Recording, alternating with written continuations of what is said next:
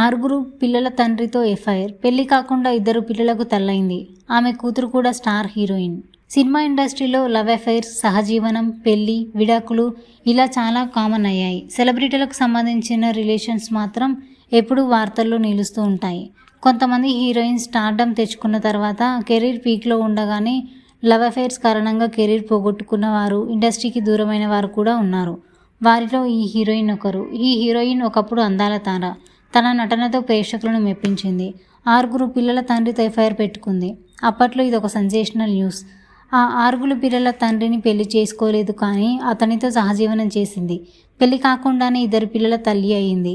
ఇంతకు ఆమె ఎవరో తెలుసా? ఆమె కూతురు ఇప్పుడు ఒక స్టార్ హీరోయిన్.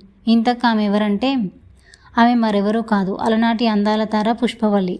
ఆమె అసలు పేరు కందాల వెంకట పుష్పవల్లి తాయారమ్మ. పుష్పవల్లి 1930 నుంచి 1960 వరకు 40కి పైగా చిత్రాల్లో నటించింది. ఆమె ప్రధానంగా లీడ్ రోల్స్, మిథలాజికల్, సామాజిక చిత్రాల్లో కనిపించింది.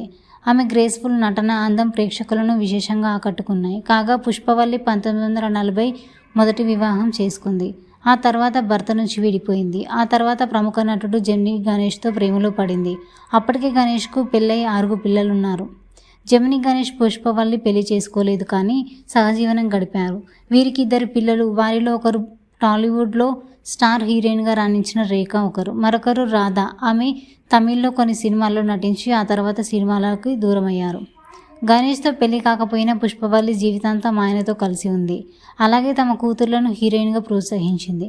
గణేష్ మొదట్లో రేఖను కూతురిగా అంగీకరించలేదు. ఆ తర్వాత ఆయన కూతురిపై ప్రేమ చూపించాడు. ఇక రేఖ కూడా ఇండస్ట్రీలో కొన్ని ప్రేమ కథలు నడిపింది. బిగ్